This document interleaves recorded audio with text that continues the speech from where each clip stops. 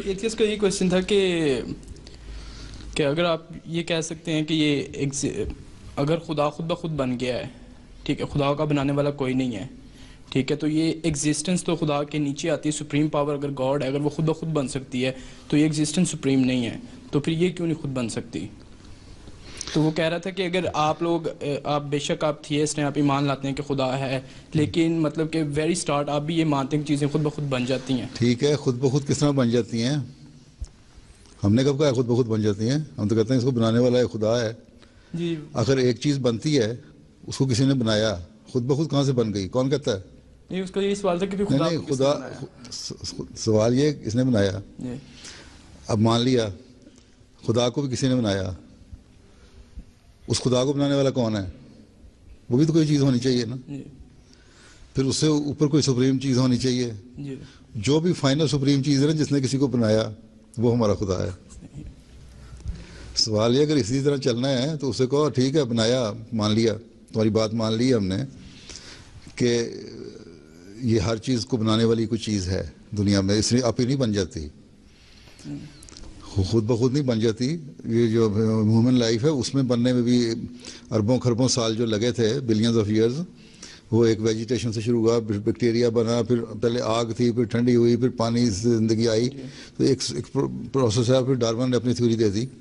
गो हम एवोल्यूशन की थ्योरी को मानते हैं, लेकिन डार्विन की थ्योरी को नहीं मानते कि कीड़े से इंसान बन गया या बीटल से इंसान बन गया, जिस तरह आजकल कह देते हैं।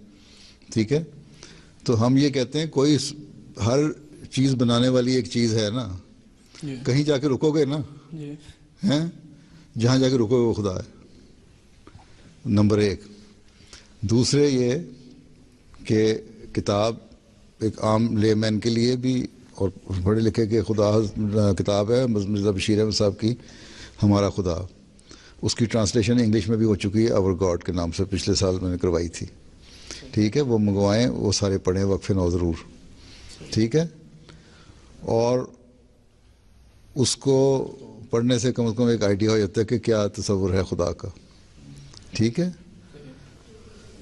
और इस तरह उनको जवाब दिए जा सकते हैं। दूसरा ये कि अगर आपका खुदा से ताल्लुक़ है, दुआ करते हैं, दुआ की कबूलियत है, आपको पता ना खुदा है, उसे को नहीं मैं बता ना, उसे कहो मैंने दुआ की अपने खुदा से और मेरी दुआ इतनी मंजूर हुई।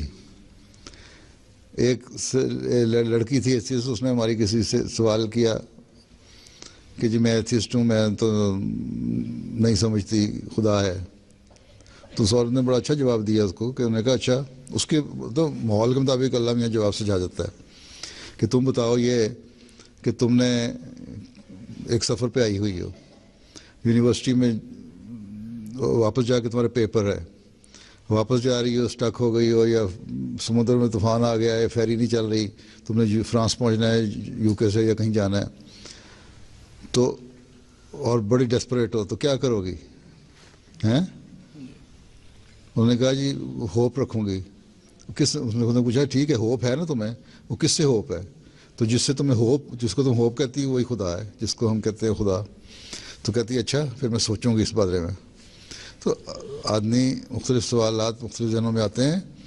एक तो ये पढ़ो, दूसरे वाकफीन नौ जो मैच्योर हो चुके हैं, सेकेंडरी स्कूल में जाने लग गए हैं और ऊपर के लेवल के, अपनी छुट्टियों में introduction to the study of the holy Quran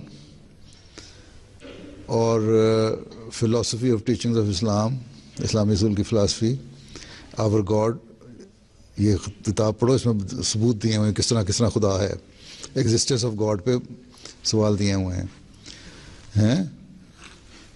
और वो जो तुम्हारा एक मशहूर किताबें लिखता रहता है अमेरिकन, रिचर्ड डॉकिंस नाम है उसका, हैं, डिलीजन ऑफ गॉड, जिसने किताब लिखी है, हैं, रिचर्ड डॉकिंस है, बड़ी मोटी किताब ली, उसको हमने भेजा कि तुम ये पढ़ो।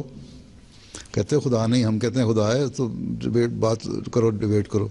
उसने कहा मैं तुम लोगों से बात नहीं करनी, अगर कोई दलील हो तो फिर बात क्यों नहीं करनी। एक तो अपना ताल्लुक़ अल्लाह से पैदा करें, नमाज़ों पे यकीन रखें, दुआओं पे यकीन रखें, दुआएं कबूल होती हैं, पता होना चाहिए आपको, तजुर्बा होना चाहिए। फिर ये इल्म बढ़ाएँ, इस्लामी उसूल की फ़िलासफ़ी पढ़ें, introduction to the study of the holy Quran पढ़ें, हैं। जी। और इसी तरह तकरीबन राबे की जो किताब है उसमें आखिरी 5वां 6वां चैप्टर जो है उसमें भी को बहुत सारी बातें मिल जाती हैं हैं।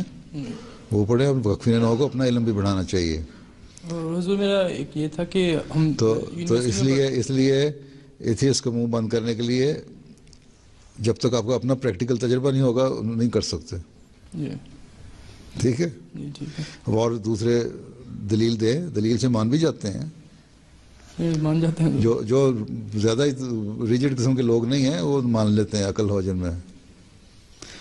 आवर गॉड किताब पढ़ो, उसमें बहुत सारी तुम्हें दलील का पैटर्न पता लग जाएगा किस तरह आपने आर्ग्यू करना है। नहीं ठीक।